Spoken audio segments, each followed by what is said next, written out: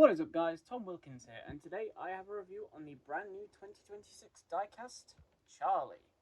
Now, Charlie, what has gone on here exactly? Well, I think it's quite obvious what has gone on here. They've decided to gender swap Charlie, and I really don't know why they decided that let's bring Charlie into the new show, but let's make them a girl now.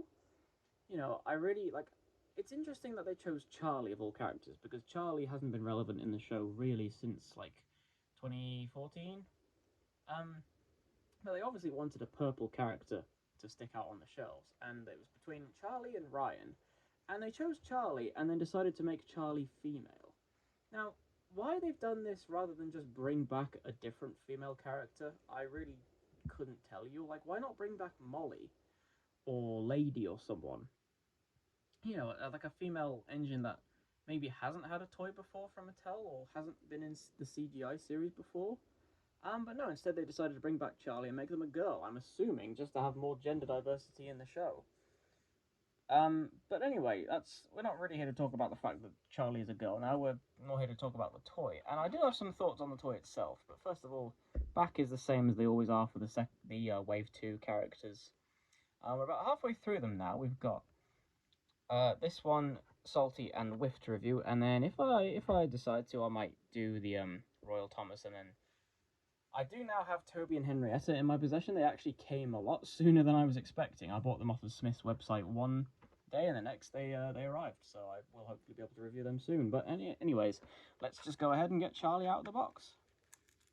As with all of these, this came from Tootly Thomas. I think last time I checked, Charlie actually was still in stock. Which tells me that Charlie definitely isn't a character that people are going out of their way to get straight away. And I wonder if there's any particular reason for that. But anyway, now that we've got her out of the box, let's take a closer look. And here we have Charlie out of the box. And first impressions are pretty good, actually. This is a very good-looking Charlie toy. I do have kind of a funny relationship with Charlie because I remember back in 2010... when the Take and Play Charlie first came out, and I was desperate to find it. And it took me a long time to find it. I don't know, something about Charlie's shape and colour just really, really made me want to get it. And I eventually found him in a Toy Master, not too far from my house, and I remember on the car ride home just being ecstatic to open him up. Which is funny because nowadays I really couldn't care less about Charlie.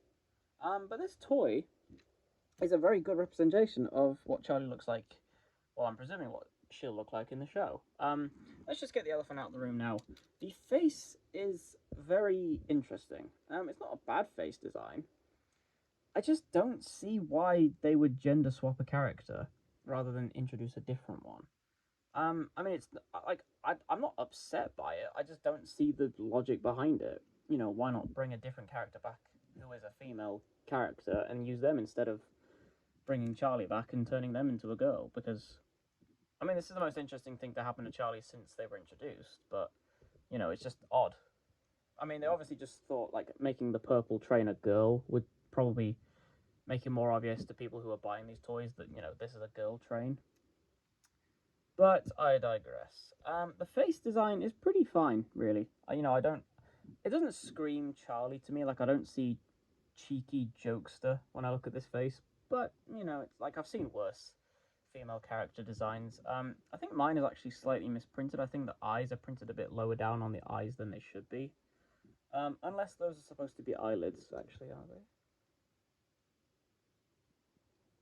They could actually be eyelids, giving a sort of like a sultry, kind of calm look, I guess. But,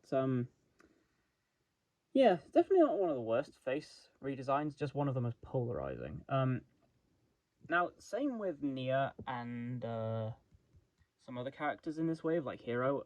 Charlie's lamp is a part of her face mold, which means that the front is printed, which looks nice, but then as soon as you turn it to the side, it just looks like a giant lump coming out the top of her head. I would have rather they had just not made it a part of the face mold, because what's interesting about what they seem to be doing with these toys, so I noticed this with Nia as well. The lamp is also molded into the funnel, but it's not painted. but then it's part of the face mold as well. But then if you took the face off, you are still left with most of a lamp here. So if you wanted to do a face swap with this, then you totally could, and you really wouldn't be losing anything. Because I think on Nia, hers had like a pinhole going into the lamp from her face mold. And I'm wondering if it's the same with Charlie here, because then you could really just do a face swap and it would look pretty seamless. I hardly doubt that was their intention, but my main point is that I would rather they just didn't make the lamp a part of the face mold. If they're going to mold most of the lamp onto the funnel, you know, they could have just printed the front of that rather than make the top of her head part of the lamp. But anyway, I'm not a big fan of the fact that they haven't printed her front buffer beam on, because you can clearly see on the box that the front of Charlie's is supposed to be a red buffer beam, and they haven't printed that on this.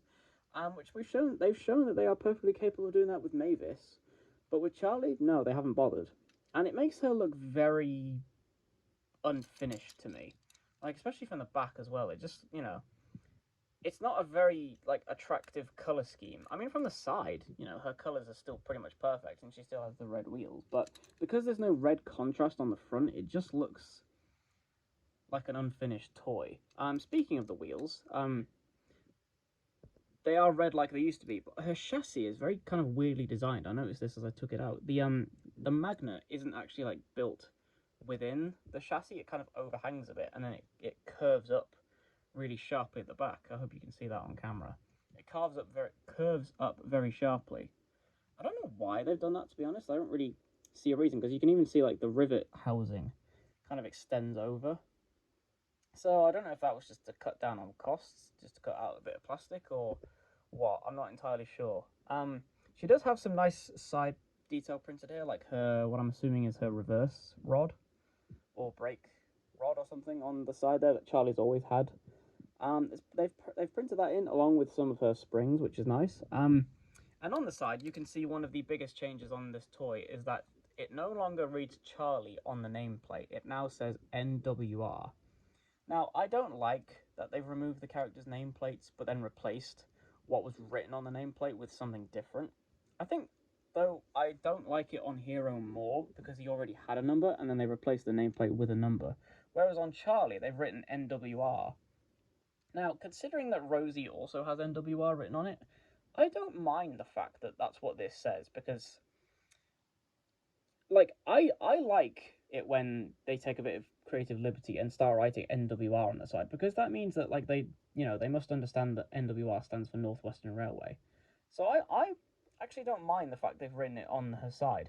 What I don't like is that they've kept it where the nameplate was and put it on the nameplate. So it makes her look almost like an industrial engine, where they would sometimes have an acronym name just spelt out with letters. But of course, that's not what this is. It's supposed to be North Western Railway. So it would have been better, in my opinion, if it just took the nameplate off and just printed the name in the middle of her boiler. But, like I said, on Charlie, it doesn't really bother me that much. It's just, again, another change just for the sake of change, and it didn't work as seamlessly as I think they would have wanted it to, but it's not a deal breaker. Her boiler and her saddle tank is actually the only part of her that's metal, but despite that, I'll just drop her, despite that, she actually has a fair decent amount of weight to her. Not like a brick sort of weight, not like the old take-along weight, but compared to Mavis, who I just reviewed, you know, this actually has a good bit of heft in it, which I like to see. She's got some nice printed lining going around her cab. It's actually, is it two-toned? No, it's not two-toned, but it's done in like a sort of a tan colour. And it's a very nice looking way to do the lining. They've done it nicely, along with the gold number there. It does look very nice. Again, they haven't done any printing on the back, which is a shame, because they keep making the top of the cabs and the coal bunker one piece, which, you know, saves on how many pieces are actually going into this toy. But then it means that this entire back piece is just black, which does not look very good at all. I would have rather they had just maybe molded in the coal and then painted it, rather than making the cab and coal one piece. But there's not much to say about Charlie, really. It definitely looks like Charlie. And that's probably the best compliment I can give it, really, despite the face change. You know, there's nothing about this that really screams ridiculous, unnecessary change. You know, there are some unnecessary changes like the NWR and the face, but like I can get used to those and still see this as Charlie, whereas some of the characters, the changes are a bit too drastic. I think the thing I don't like about this toy the most is the color of the magnet. Now, when they started redoing the characters with round magnets, they've made it so that the magnet is the same color as their buffer beam. So if the buffer beam was painted red, if the buffer beam was molded in red, like it is with Thomas, Percy, Rosie, Gordon, Henry, the magnet would also be red. And if it was molded in black, like it is for characters such as Salty on his rear end, Mavis, uh, Oliver, it would be black. But because they molded Charlie's buffer beam in purple, it means that she gets a purple magnet, and it just sticks out quite a bit, you know. Because the fact that the buffer beam on the front isn't painted, the magnet really sticks out like a sore thumb, and I don't like the fact that it's purple. I don't like the fact this is the only one with a purple magnet. Which is why I think if they had printed the buffer beam on the front, it would look a lot better. But because they haven't, I'm just repeating myself, but it does just stick out like a sore thumb. But that's my main gripe with this toy, is just the color of the front. The rest of it looks pretty good. I would recommend picking this up if you find it, but honestly, this is not a rush out and go buy right now sort of toy.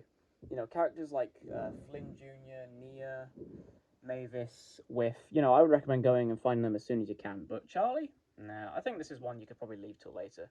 And I think a lot of people are, because on Toothley Thomas, this has not sold out yet, as far as I'm aware, which means that nobody's really rushing to buy Charlie compared to like Scruffy or Flynn or what have you.